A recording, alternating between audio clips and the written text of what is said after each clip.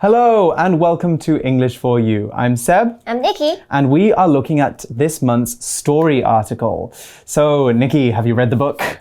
No, I haven't. Okay, don't worry, because I kind of read the book. Yeah, I read the book and I wrote the article. So we will be taking you through the story that's in this month's magazine and talking a little bit about some of the meaning behind it. I don't really want to tell you any more about the book because I think there would be too many spoilers. But first, Nikki, have you seen a movie called Schindler's List? I haven't. I've never seen that movie before. Okay, I think it won an Oscar actually. Oh yeah, I know. But I was wanted to say another movie, Jojo Rabbit. Jojo Rabbit. It's also about World War II. You gave it away. We are going to be talking about World War II today. But without going any further, let's go into our story and find out where this story is going to take us. Reading. The Boy on the Wooden Box. For Leon Leeson, life seems like an endless carefree journey. He lives in peaceful Narewka, a little country village in Poland. It's a place where he spends the summers running through the meadows and playing down by the river. When he is 8, his father decides to move the family to the city of Krakow. For Leon, this just appears to be another exciting adventure. He doesn't know his life is about to turn from a dream into a nightmare. In 1939, the Nazis invade Poland and make life very difficult for thousands of Jewish families like the Leesons. The new government discriminates against them, and they are forced to live in terrible neighborhoods called ghettos. Things only get worse. Before long, the Nazis send the Leesons to a concentration camp, a place Leon describes as hell on earth. For a while, he is separated from his parents and sees the guards do horrible things to the prisoners. It is a world that is worse than even the scariest of fairy tales. Okay, so our story starts in a very good place. For Leon Leeson, life seems like an endless carefree journey. Okay, so life seems like an endless carefree journey. That's actually our grammar point for today. We use the words seem and appear, which we'll talk about later, when we want to guess how something is or how it might be.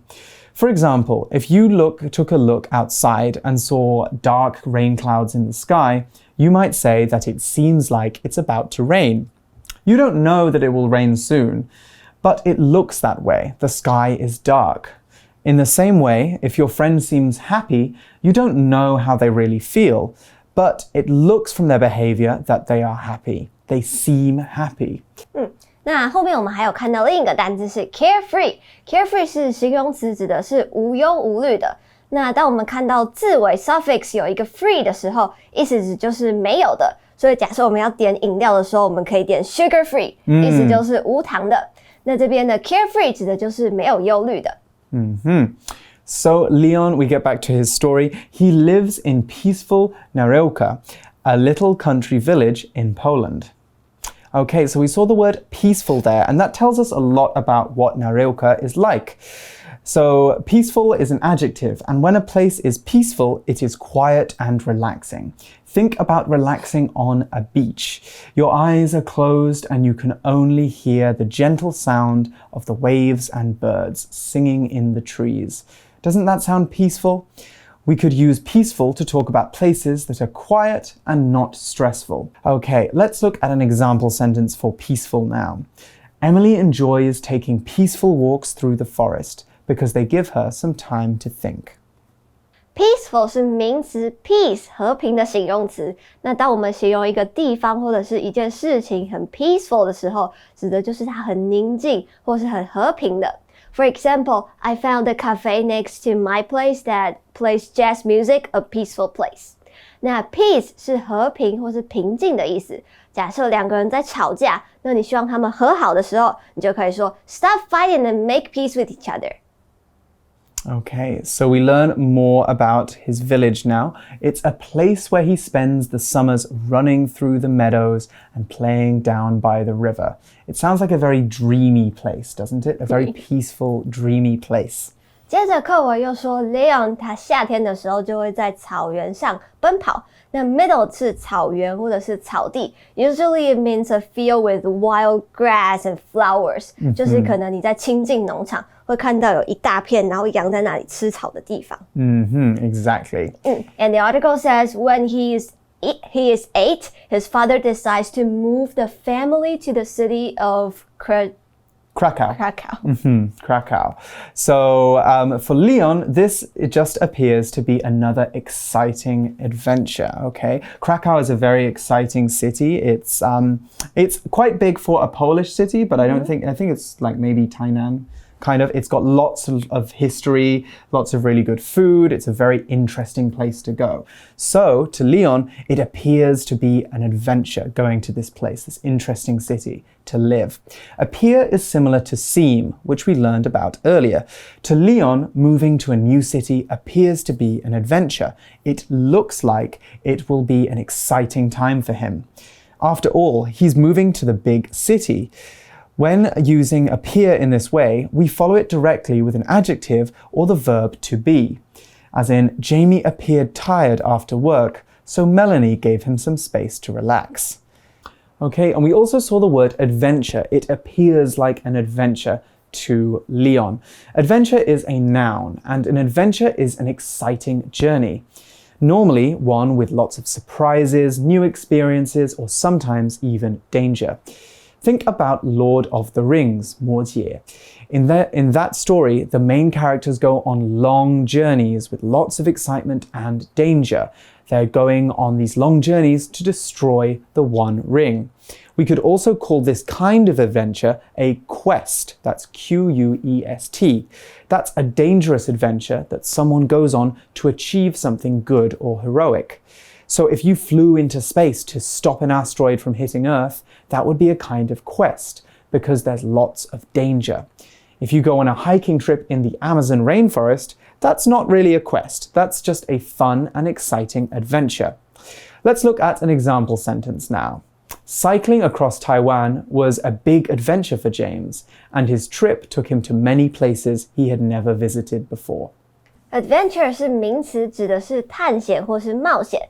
那通常指的就是一件事情或者是一段旅程，是有点危险、新奇，甚至是有点意想不到的。像是有一部卡通叫做 Adventure Time 探险活宝，里面的主角呢，主要就是在讲阿宝跟老皮的探险故事。那 adventure 的形容词就变成 adventurous， 意思就是喜欢冒险或者是大胆创新的。If someone is adventurous, it means that he or she is willing to try new or difficult things. So he thinks it's going to be an adventure, doesn't he? He thinks it's going to be exciting. But that's not really how the story continues, is it? The story says he doesn't know his life is about to turn from a dream into a nightmare. Nightmare 字面上的意思是就是一个可怕的噩梦，就是我们睡觉会做梦梦到噩梦。但是在这边呢，指的延伸变成一个可怕的坏事、可怕的经历，不一定是做梦梦到的事情。For example, my teacher calling my mom to tell her about some bad things I did at school is my worst nightmare. Yeah, that would be a horrible situation to be in. Okay, so we can see that things are going to go from very good in Leon's life to very bad. So what is going to change? Well, the article says, in 1939, the Nazis invade Poland and make life very difficult for thousands of Jewish families like the Laysons. Okay, so we saw that the Laysons are Jewish, and this is going to be very important to the story. And that's because Jewish people were treated very, very badly in Poland after the Nazis invaded. Invade is our next vocab word. It's a verb, and when one country invades another, they send their army into that country and take control of it. In 1939, Germany decided to take control of Poland. The Nazi government sent the army into Poland and took control of the Polish government. We can also call this an invasion. Invasion is the noun form of invade. Here's another example we can take from history. Japan invaded China in the 1930s, and a bloody war between the two countries began. Invade 是动词，指的是入侵或者是侵略，通常和武力相关，而且是非自愿的。那除了课文这边提到的武力入侵之外呢，我们也可以用 invade 这个动词在别的方面，像是 invade your personal space or invade your privacy， 意思就是侵犯某个人的隐私权或者是他的个人的空间。那 invade 的名词呢，则会是 invasion。And the article keeps on saying the new government discriminates against them, and they are forced to live a terrible neighborhood called ghettos. Right, they're forced to live in terrible neighborhoods called ghettos. Ghettos, we are basically very... normally they are a neighborhood within a city where lots of people of one ethnicity or race or religion or some other group are forced to live in the same place. That could be there's a law that makes them live there, or it could be that the city is very expensive, or there's lots of unfair situations that these people have to face, and so they have to live in these terrible places. Ghettos are almost always bad places to live. Let's move on now and see how this involves being discriminated against. Discriminate 是动词，指的是歧视或者是不平等的对待。If we discriminate someone or a certain group, it means that we treat them differently, especially in a worse way because of their skin color, their sexuality, or stuff like that. 那它的名词呢，就是 discrimination。Racial discrimination 就指的是种族歧视。那还有另一个字是 be forced to， 意思就是被强迫做某件事情。这边因为是 be 动词再加上一个 PP form， 指的是一个被动的语气。那所以 force 当动词的时候呢，是有强迫、逼迫的意思。For example, when I was little, my mom forced me to learn piano, but I didn't like it. 那 force 它的名词还有力量或者是力气的意思。Also, when we're using the word discriminate, we need to remember that it doesn't take a direct object. So you don't discriminate a person. We have to add a preposition, and that preposition is against. So you discriminate against someone, and that just means we use that against when we're making things difficult for someone. And because you always make things difficult for someone when you're discriminating, that we have to use that preposition with that verb. So it's discriminate against.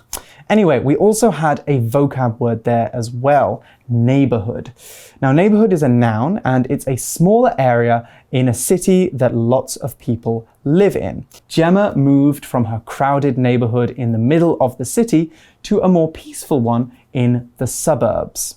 Neighborhood 是名词，指的就是你家附近那一带或者是社区。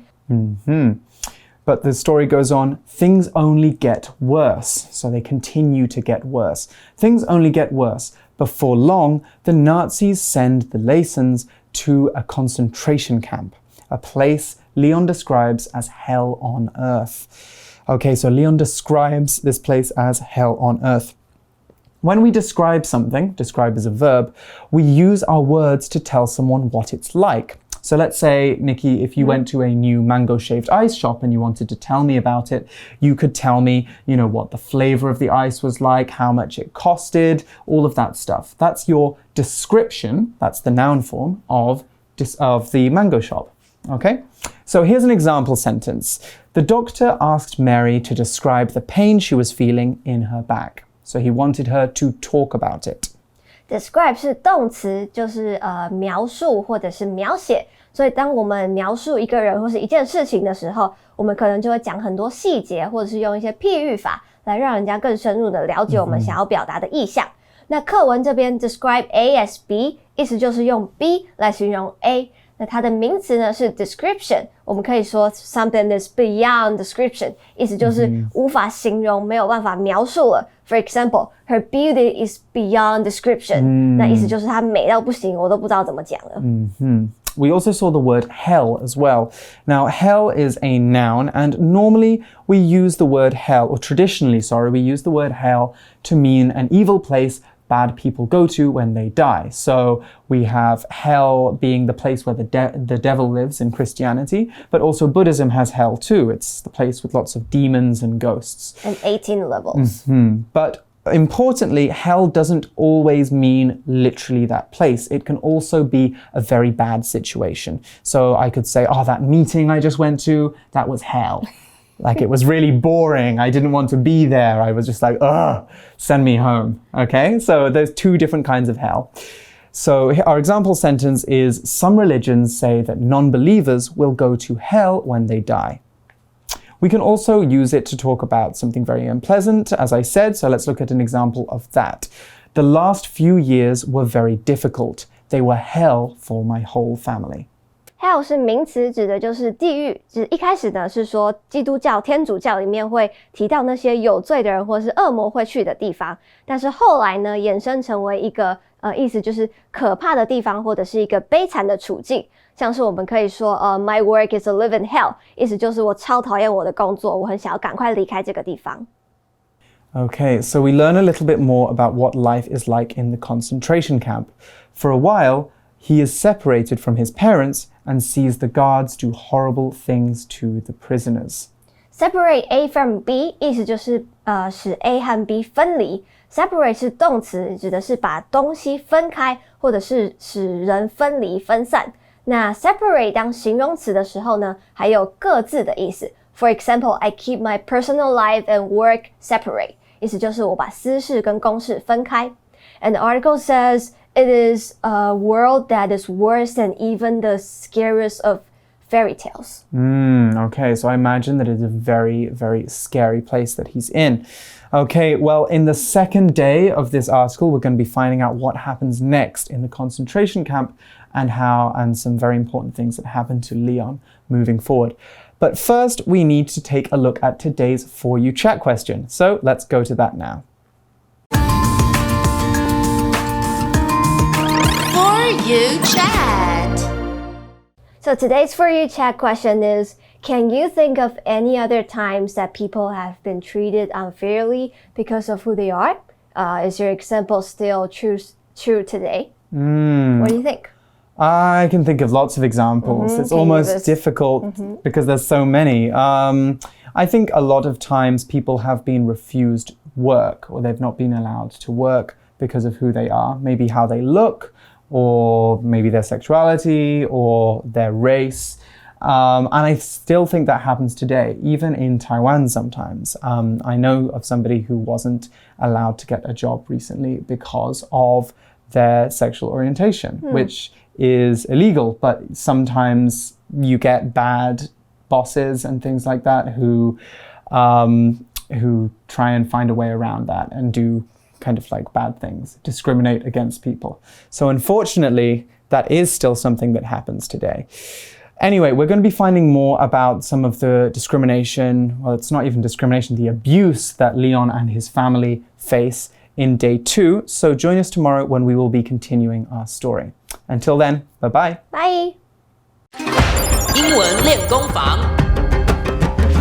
Yo, what's up everybody? This is Yoshi and it's time for another useful English grammar point. 今天要跟大家介绍的文法点是 appear 和 seem 的用法啦。当大家想到看起来或者是似乎这样的表示方式的时候，是不是都会先想到 seem 和 appear 这几个字呢？但究竟要用哪一个呢？虽然 seem 和 appear 感觉相似，但其实文法和语义上是不是也隐藏着些微的不同呢？让我们继续看下去。句型上面 seem 和 appear 都可以直接在后面接上形容词，说明主词的一个状态。例如这样子一个例句 ：Lucy seems angry。是 Lucy 好像生气了。用 seem 的话，比较强调是主观的感觉，也就是说，我们可能看到Lucy 她喘着大气，然后跨着大步离开，然后很主观的认为，哇 ，Lucy 生气了。那我就会说 Lucy seems angry。Lucy seems angry。但其实这只是我个人推断的 ，Lucy 不一定是在生气嘛，对不对？毕竟情绪这种东西是很主观的，对吧？不过跟各位补充 ，seem 也可以接名词去表示主词的状态，这个时候前方就要加上介系词 like， 表示像怎么样。例如我们说 He seems like a weird guy. He seems like a weird guy. 他看起来很像是一个很奇怪的家伙。OK， 那回到我们刚刚接形容词的用法，下面我们看看用 appear 造的句子。OK，Jason appears unaffected by all the media attention， 就是说 Jason 看起来并未受到媒体关注而影响。那 appear 在表达上通常是以客观的事实做描述，那对于事实的确定性也比较大一些，所以例句中被媒体关注的影响可能反映在生活态度啦，或者是工作表现上面啊，这些可以比较客观做出比较的事实上面，所以我们用 appear 来表示。好的，那简单的介绍完了 ，It's nothing but a piece of cake, right？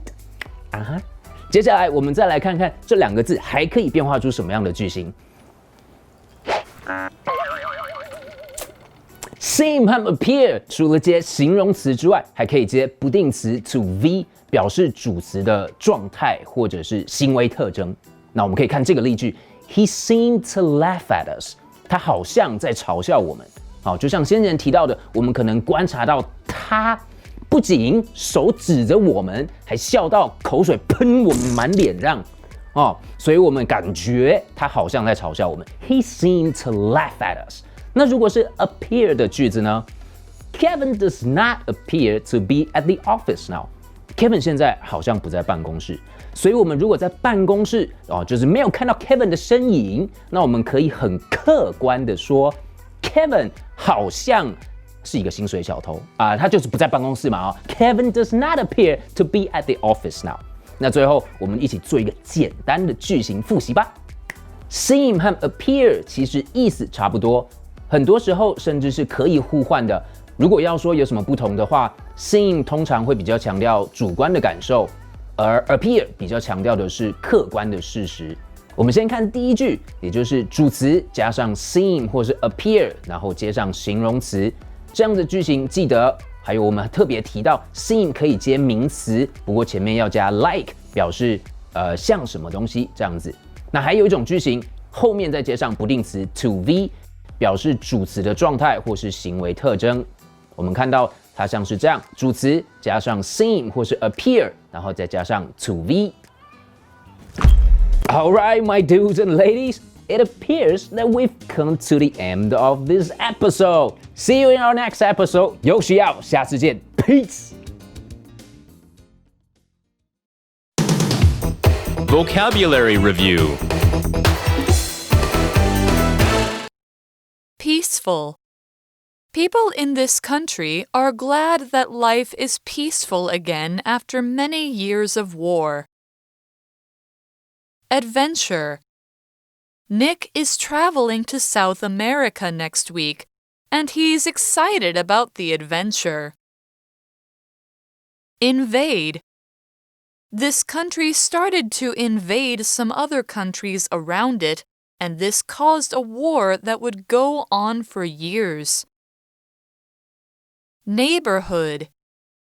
The newly married couple bought a house in a quiet neighborhood. Describe. Harriet happily described her first day of school to her parents. Hell. The man told his family that staying in prison was like being in hell.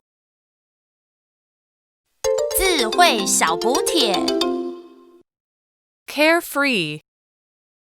Meadow. Nightmare.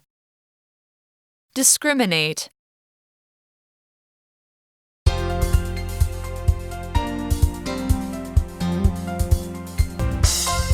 以上节目是由活用空中美语制作，活用空中美语杂志，请洽询全国各大书店。如欲索取试听教材，请来电02-2364-4000 02-2364-4000，或上网查询，网址是 www.english4u.net www.english4u.net English4u.net。